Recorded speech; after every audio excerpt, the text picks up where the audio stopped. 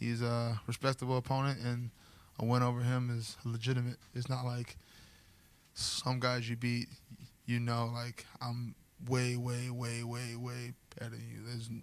You have no reason being in the octagon with me.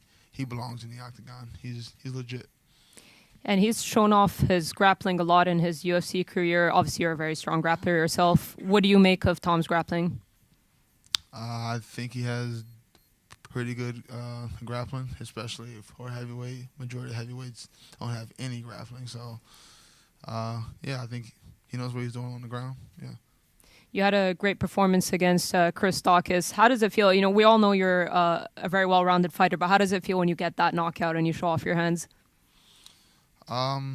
It's always nice to have an early night because I don't think anyone wants to do an actual full five rounds. So that was good, but that wasn't my first knockout. I think that was the first one a lot of people seen because a lot of people probably don't watch my fights, but I've beaten people on the feet.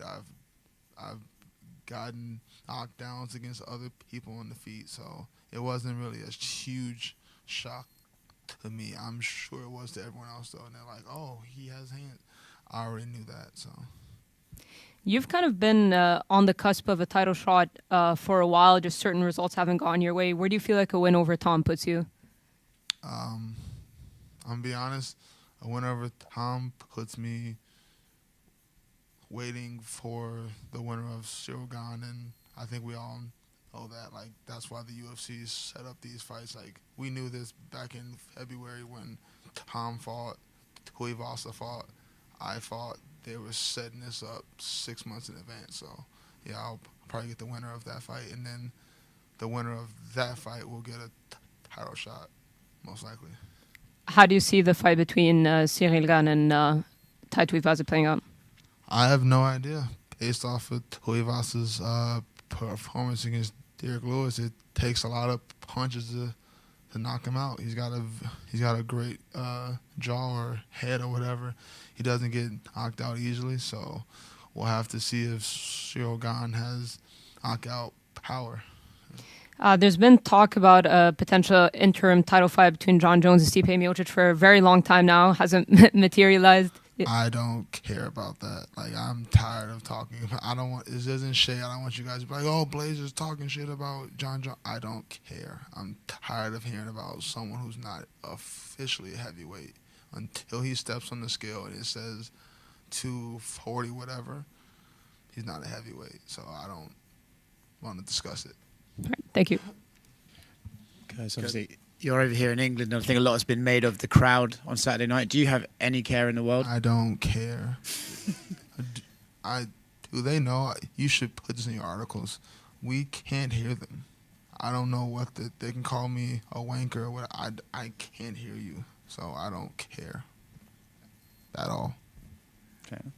When you say, you've only really been finished by insanely heavy hitters.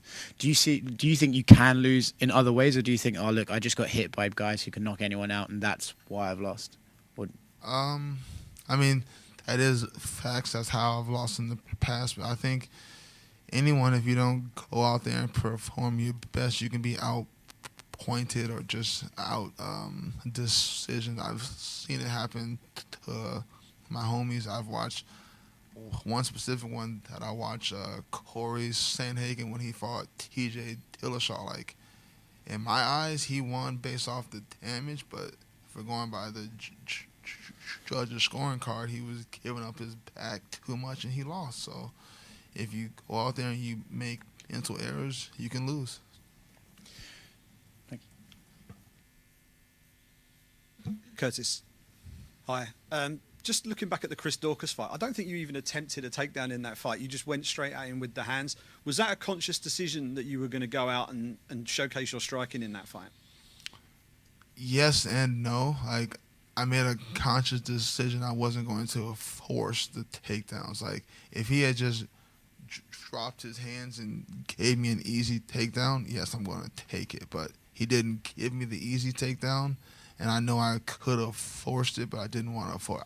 I wanted to get away from forcing anything. That was my issue in the Derek Lewis fight.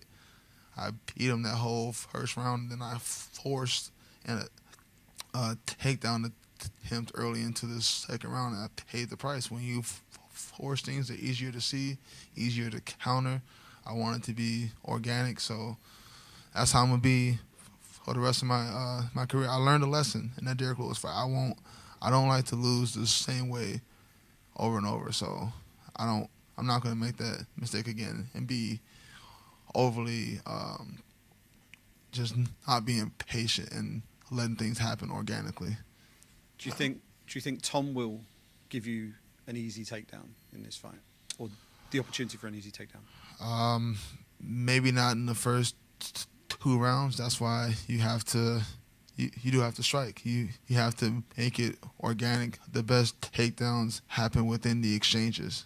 So 1, 2, 3, slip, 1, and then shoot, or 1, fake the shot, throw some more, fake the shot, throw some more, and then go. You can't be predictable because he's too good. Like, I think he's much better than Derrick Lewis. I think I should have destroyed Derrick Lewis, but I messed up. I effed up and made a mental error. So I don't want to make any more of those or more mental errors. You mentioned that the Dorcas fight wasn't your first TKO finish, right? You've got a lot of them on your record. But do you think that fight has earned you a lot more respect among the fan base because of the way you approached it? Yeah, I can tell people, everyone looks at me like, oh, he's got hands. I've always had these hands. I knocked down a dude in Nashville on my feet, a big titty. I know everyone loves that one. I knocked down Olenek in New York. I've knocked down a lot of people. I knocked out Junior Dos Santos, and that was on the feet. And yeah, I attempted takedowns, but he stuffed them all. So I've won with my hands before.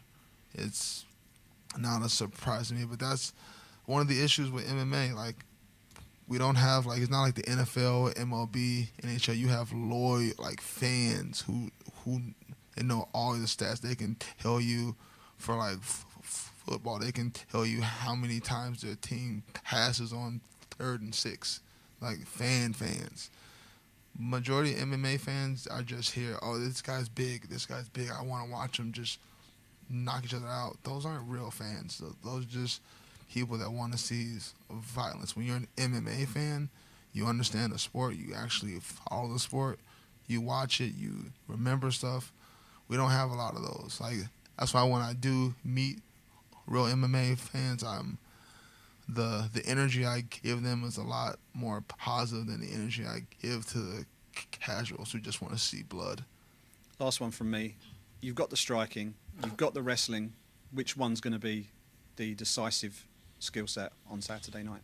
I think you can't separate one from the other. Like, the thread of my wrestling, that's how I got the Dawkins knockout. Yeah. The reason his hands were so wild because he was preparing to have to be able to sprawl, so that opened up the knockout. Vice versa, you could start thinking about my hands and then you forget about your hips, and then I get to your hips. So a little bit of both, you know. Thanks very much. Curtis, just one from me here.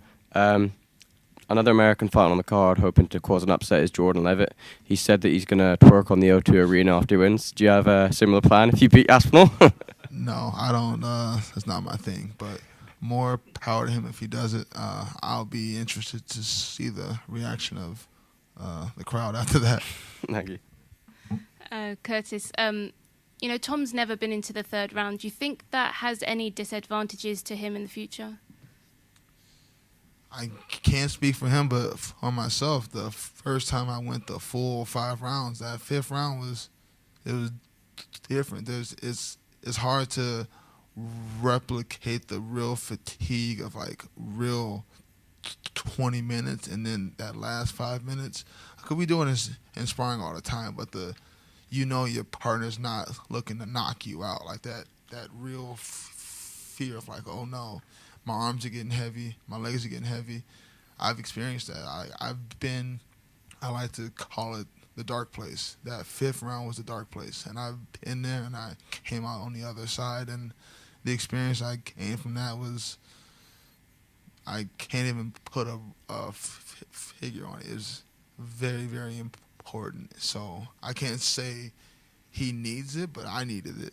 Like, I have that experience. That's what I'm going to lean on. Him, if you get to the 3rd, 4th, 5th rounds, I guess he'll learn. Is that something that you think you're going to aim to do, try and take him into those later rounds to see how he can cope with that? I mean, I always I prepare for 25 minutes of war. I expect every fight to be like my Volkov fight. I expect everyone. I know they're not. I expected it from Dawkins. I expected it from Georgina Rodenstruck. I expect it because it makes it easier. When I feel like it's easier to expect the worst than when you expect it to be all smooth and easy and, I'm going to get him out in the 1st round, and then it doesn't happen. And your mind's like, we didn't even think about going into the 4th, 5th round. I've already thought about it, envisioned it. I'm big into visualization, and I've visualized that 5th round a lot. So we'll see. I never planned to get a finish early, but sometimes it happens. Sometimes it doesn't. We'll see. And last one for me, how do you compare Tom Aspinall to some of the other top heavyweights that you fought? I think he probably has some of the least experience because I've gone against a lot of old guys like Olenek, Hunt, Alistair, Junior Dos Santos. These guys, they're legends. They're all probably going to end up in the Hall of Fame. So I don't think he has as much experience. But on the flip side, he's younger, he's faster, more explosive. So there's pros and cons of every opponent I have, and I think he's in terms of pros, he's very fast, very explosive, athletic. He's young. It'll be a hard fight. Thank you. Hey, Curtis, right here. Oh, yeah, go for it. Just wondering about your experience being around London. Have fans treated you pretty well, or you're getting a hard time because you're fighting the local guy? No. Fans are always going to be. What fan, what normal 5'9", 5'10", 160-pound dude is going to be like, hey, you fucking suck? Even if they feel that way, they're not going to say it. So I've never had any problems with anybody. No, they've all been really nice. You usually have a really awesome design going on for fight night. Being, away from home, are you going to try to have a barber freshen it up before the fight? I did that once in Australia because I was there for longer. I was there for 10 days, and the designs, they started fading out. I don't think I'll have to do that. I just got this last Friday night, so I think I'll be good. Yeah. Thanks. Curtis, I know you're a bit of a gamer. What video games are you currently playing? Really, like, the older I get, the less games I play. So it's slowly come down to just one game, and that's Madden. I play hours and hours of Madden. Are you playing any of the new Maddens, or are you kind of playing some of the classics? I know some of the hardcores don't love the changes in the Madden games. I buy the new Madden every year. It's like a thing. I'm looking forward to buying the new one at the end of September. I've already ordered it, so I get it early. I'll get it in like a month. A month from today, I should have it. Awesome. Thanks, man.